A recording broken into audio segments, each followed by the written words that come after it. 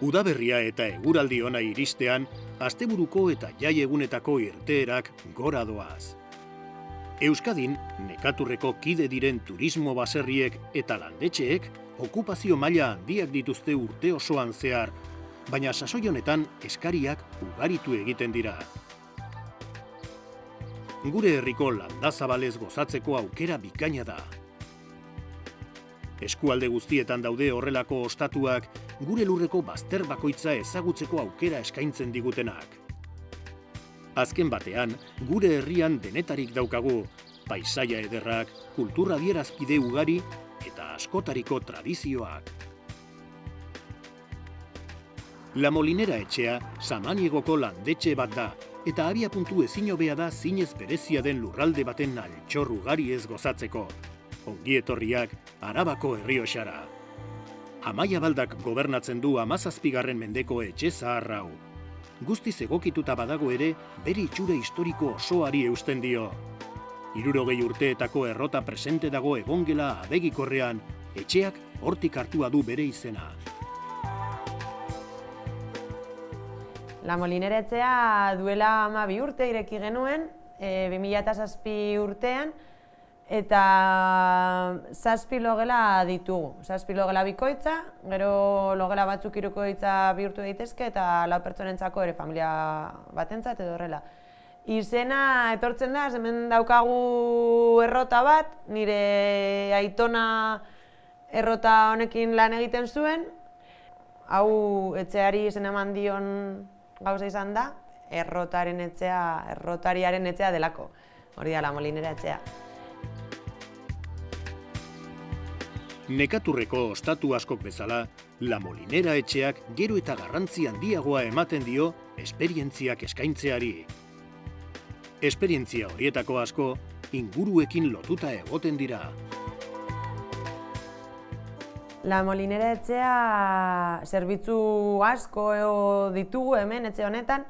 Lehenengoa da lo egitea eta gozaria, gero ez ditugu bazkaria eta bafaria ez dugu ematen, bai hori lo egitea eta gozaria, eta gero, rutak kotxean ematen ditugu, masajeak, upelategi bat bizitatu nahi baduzue erreserba egiten ditugu, jantoki batean edo jatetxe batean bazkaldu nahi baduzue bai, ardoaren dastaketa egiten dugu, erreserbak egiteko, enoturismoarekin zer ikusia daukan guztia, gure eskuan artean dagoena, hori egin dezakegu zuengatik. 7 gela ditu, 21 lagunentzat, eta xehetasunez dekoraturik daude. Lasaitasuna helarazten duten espazioak dira. Amaia arduratzen da gauza bakoitza ordena honean edukitzeaz. Denbora asko ematen du, bezeroak gustura sentitu daitezen. La Molinera etxean lehen gaua igarota gero, etxeko gozaria eskaintzen zaie bezeroei, eguna behar bezala has dezaten. Berehala, harreman adiskidetsua izango dute Amaiarekin. Hurbileko tratua, etxeko ezaugarrietako bat da, nekaturreko ostatu guztietan bezala.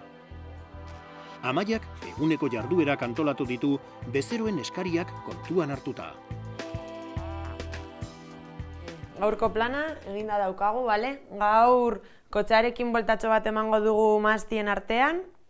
Desberdintasunak kontatuko dizkizuegu, bale? Jakiteko mazti zaharra den edo berria den, zenbat urte dituen, gutxi gora bera. Eta ruta kotxearekin eta gero bodega bat bizitatzera joango zarete, bale? Bizita 11 kaldera uste dut daukazuela. Eta bodegan, kontatuko dizuete pizka bat nola den ardoaren prozesu guztia, nola egiten den ardoa, eta gero 3 edo 4 ardoen dastaketa egingo duzue.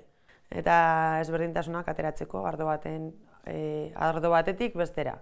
Gutxi gora bera hori da. Eta gero, bizita bodegara bizitata gero egingo duzue joango zarete jatetxe batera, hemengo menua bazkaltzeko. Patatak txorizoarekin eta txuletiak sarmientoarekin egindak. Hori, gutxi gora bera, bale? Bisitaldiaren helburua Arabako Errioxako eta Samaniegoko altxorrak ezagutzea da. Noranaiko ibilgailu batean eskualdeko altxor eta sekretuetako batzuk ezagutu ahal izango dituzte. Naturaguneak, arkitektura, trikuharriak edo kasu honetan bezala, hilerri ateo bat. Noski, mahastiek eta upategiek arreta berezia merezi dute.